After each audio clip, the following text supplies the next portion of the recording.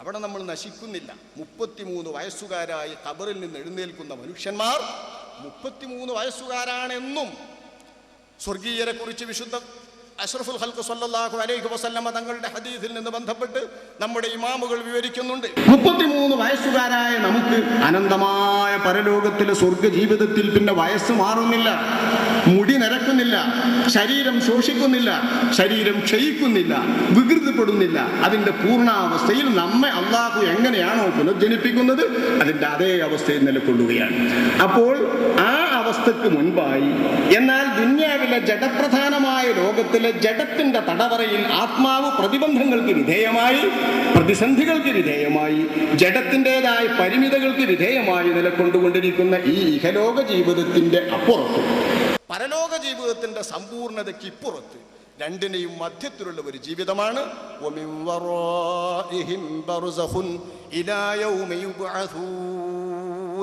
എന്നല്ലാഹു പറഞ്ഞ ബർസഖിലെ ജീവിതം. ഇഹലോകത്തിൻ്റെയും പരലോകത്തിൻ്റെയും മധ്യേയുള്ള ജീവിതം. ഇഹലോകത്തിൻ്റെയും പരലോകത്തിൻ്റെയും മധ്യേയുള്ള ഭിത്തി ആണല്ലോ ബർസഖ് എന്ന വാക്യത്തിൻ്റെ അർത്ഥം. മറ, രണ്ട് സമുദ്രങ്ങൾക്കിടയിലുള്ള ഭിത്തി. ഖുർആൻ പറയുന്നുണ്ട് ബൈനഹുമാ ബർസഖുൻ ലാ യബ്ഗിയാൻ. ഉപ്പുജലത്തിൻ്റെയും ശുദ്ധജലമായ സാധാരണ വെള്ളത്തിൻ്റെയും നദികൾ സമുദ്രത്തിലേക്ക് ചേരുന്നു നമ്മൾ പറയാറുണ്ട്. പക്ഷേ സമുദ്രത്തിൻ്റെയും ഉപ്പുജലത്തിൻ്റെയും സമുദ്രജലത്തിൻ്റെയും നദികളുടെ ജലത്തിൻ്റെയും ഇടയിൽ ബൈനഹുമാ ബർസഖ്, ഭിത്തിയുണ്ട്. കൂടിച്ചേരാൻ അനുവദിക്കാത്ത ഭിത്തി ഖുർആൻ പറയുന്നു. അപ്പൊ തടയുന്ന ഭിത്തിക്ക് അല്ലാഹു തആല പറഞ്ഞ ബർസഖ് എന്ന ശബ്ദമാണ് നമ്മുടെ പരലോകത്തിൻ്റെയും ഇഹലോകത്തിൻ്റെയും ഇടക്കുള്ള മധ്യജീവിതത്തെ അല്ലാഹു സുബ്ഹാനഹു വ തആല പരിചയപ്പെടുത്തുന്ന ശബ്ദം ബർസഖ്. ഈ ബർസഖ് ഈ ജീവിതത്തിൽ റൂഹിൻ്റെ മോഹങ്ങൾക്കനുസരിച്ചല്ല നടക്കുന്നത്. ആത്മപ്രധാന ലോകത്ത് അർവാഹുകൾ, ആത്മാക്കൾ നേരിട്ടാണ് കാര്യങ്ങൾ നടത്തുന്നത്. ശരീരത്തിൻ്റെ തടസ്സങ്ങൾ അവിടെയില്ല, ശരീരത്തിൻ്റെ അകൽച്ചയും അവിടെയില്ല. ഇതുകൊണ്ടാണല്ലോ ആത്മാവിന് ഈ തരത്തിൽ സഞ്ചരിക്കാൻ കഴിയുമെന്ന് ബോധ്യപ്പെടുത്താൻ നമ്മെ ദിനേന അല്ലാഹു തആല ഉറക്കത്തിൽ ആത്മാവിനെ പിടിച്ചു വെച്ചുകൊണ്ട് ആത്മാവിൻ്റെ സിദ്ധികളെ നമുക്ക് ബോധ്യപ്പെടുത്തുന്നത്. നമ്മൾ എവിടെയൊക്കെ പോയി വരാറുണ്ട് ഒരു ദിവസം ഉറങ്ങിക്കിടക്കുമ്പോൾ? ഒരു ദിവസത്തിൽ ഉറങ്ങിക്കിടക്കുമ്പോൾ നമ്മൾ എവിടെയൊക്കെ പോയി വരും?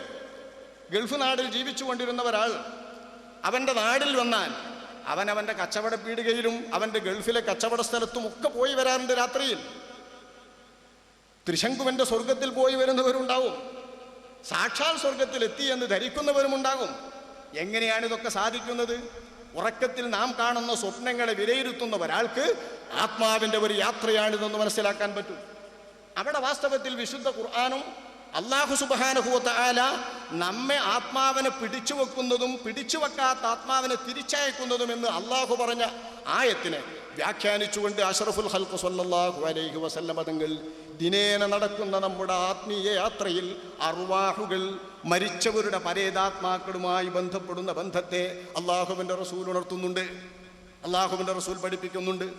അൽ ഹാഫിദ് അബൂ അബ്ദുല്ലാഹി ഇബ്നു മന്ദ അദ്ദേഹം നിവേദനം ചെയ്ത ഹദീസ്, ഇബ്നു അബ്ബാസ് റളിയല്ലാഹു അൻഹുമാ തങ്ങളവர்கள் ഈ ആയത്തിന്റെ വ്യാഖ്യാനം പറയുന്നു. അല്ലാഹു യതവഫൽ അൻഫുസ ഹീന മൗതിഹാ.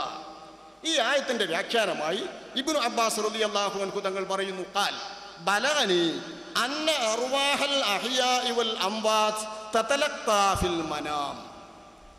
എനിക്ക് സ്വഹാബാക്കളിൽ നിന്നും അല്ലാഹുവിൻ്റെ റസൂലിൽ നിന്നും കിട്ടിയിട്ടുണ്ട്, അന്ന അർവാഹൽ അഹ്യാഇ ജീവിച്ചിരിക്കുന്നവരുടെ ആത്മാക്കൾ, വൽ അംവാത് പരേതാത്മാക്കളും, തതലഖാ ഫിൽ മനാം ഉറക്കത്തിൻ്റെ വേളയിൽ ഇവർ രണ്ടു കൂട്ടരും സന്ധിക്കുന്നു.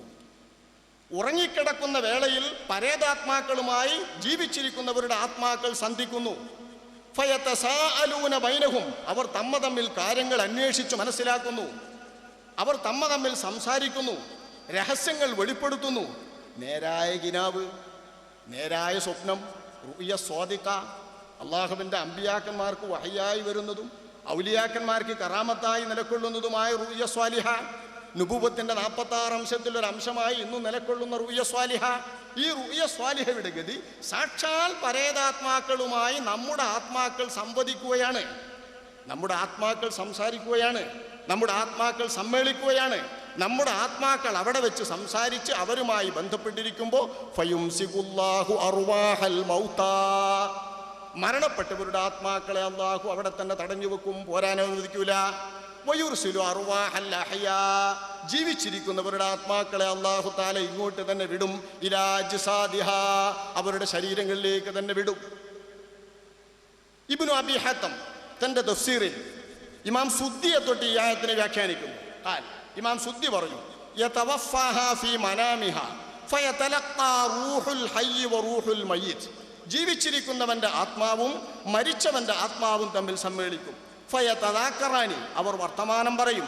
വയതആറഫാനി, അവർ തമ്മിൽ പരിചയം പുതുക്കും. ഖാൽ ഫതർജിഉ റൂഹുൽ ഹയ്യ് ഇലാ ജസദിഹി ഫിദ്ദുനിയ, ജീവിച്ചിരിക്കുന്നവന്റെ ആത്മാവ് ആ ആത്മാവിന്റെ ശരീരത്തിലേക്ക് തിരിച്ചു പോരും.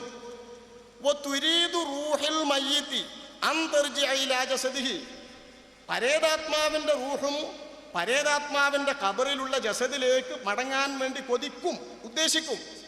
ഫതുഹ്ബസു, അതിനെ തടയപ്പെടും. അതാണ് ഫയുംസികുല്ലതി ഖളാ അലൈഹൽ മൗത്ത്, മരിച്ചു കഴിഞ്ഞ ആത്മാവിനെ തിരിച്ച് ജഡത്തിലേക്ക് പോരാൻ അനുവദിക്കാതെ അള്ളാഹു തടഞ്ഞു നിർത്തുമെന്നാണ് ആ ആയത്തിന്റെ അർത്ഥമെന്ന് ഇമാം സുദ്ദി വിവരിക്കുന്നതായി ഇബ്നു അബി ഹത്തം അഷ്റഫുൽ ഖൽഖ് സ്വല്ലല്ലാഹു അലൈഹി വസല്ലമ തങ്ങളുടെ ഹദീസ് ഉദ്ധരിക്കുന്നു. അപ്പൊ നബി കരീം സ്വല്ലല്ലാഹു അലൈഹി വസല്ലമ തങ്ങളുടെ പ്രസ്താവനയിൽ മരിച്ചവരും ജീവിച്ചിരിക്കുന്നവരും തമ്മിൽ ആത്മാവിന്റെ ബന്ധം നടക്കുന്നതും സംസാരിക്കുന്നതും പറയുന്നത് ഉറങ്ങിക്കിടക്കുമ്പോൾ നമ്മുടെ ആത്മാവ് മരിച്ചവരുടെ ആത്മാവുമായി ബന്ധപ്പെട്ടുള്ള ബന്ധത്തെ ആസ്പദമാക്കിയാണ്.